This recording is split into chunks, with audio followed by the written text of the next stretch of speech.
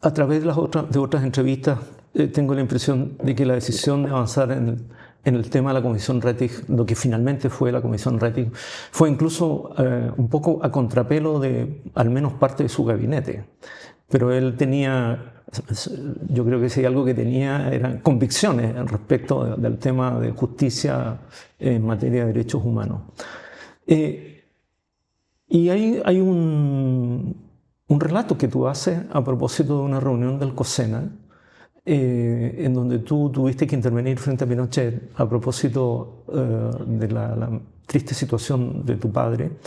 Pero lo que me llama la atención, lo que me llamó la atención de esa referencia es que después hay una conversación con Elwin y la imagen que me queda a mí al menos de esa conversación, dos personas que independientemente de las diferencias que tuvieron o que podrían haber tenido, se encuentran en el plano de lo puramente afectivo, de lo puramente, sí, afectivo.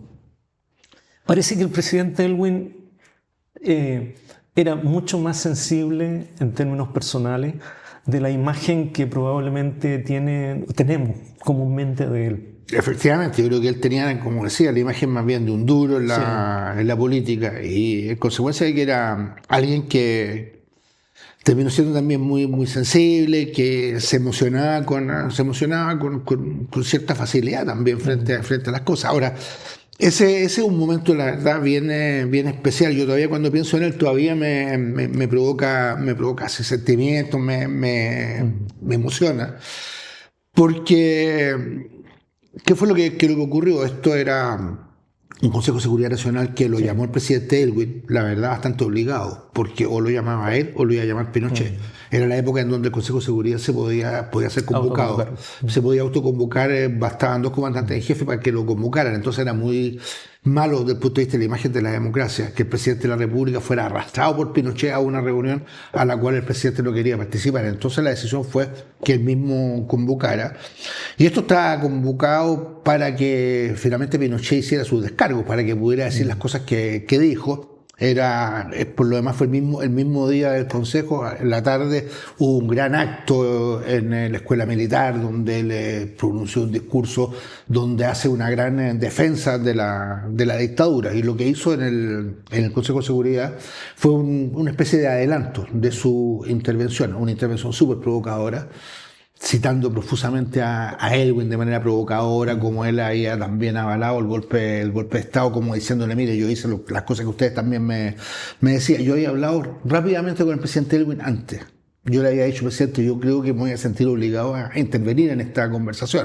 ¿Pero tú tenías que estar o podías estar? Yo tenía que estar porque era la constitución del Consejo, el ministro de Economía era parte del Consejo con derecho a voz. No con derecho a voto, pero con derecho a voz. Entonces yo le dije, bueno, pienso hacerlo, y me dijo, hágalo. Entonces él mismo me dijo una cosa que fue muy importante, me dijo, yo no voy a hablar. Él ya había hecho su discurso sobre el informe Rettig, había pedido disculpas, perdón, frente al país por todas las tropelías que el Estado de Chile había cometido. Entonces me dijo, yo ya hablé, yo no puedo, y yo no voy a entrar a discutir con Pinochet. Entonces, hágalo usted.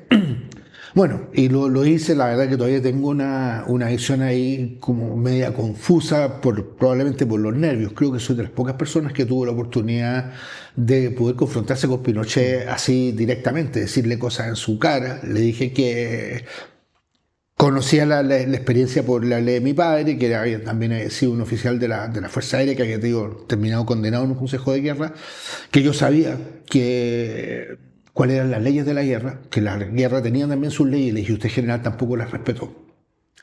Entonces fue un momento, yo vi además también como no se movía una mosca ahí en una reunión del Consejo de Seguridad con la sala de gabinete de la moneda, están como las cortinas cerradas, era una sala como bien oscura, un poco lúgubre, pero veía también como los otros comandantes en jefe, como estaba el presidente del Senado, el presidente de la Corte Suprema, todo el mundo sintió que había un momento muy especial, y tengo la sensación también de que Pinochet se sorprendió. Entonces ahí las cosas quedaron, creo que alguien posteriormente después se levantó la reunión. No. Y lo importante fue que yo me fui.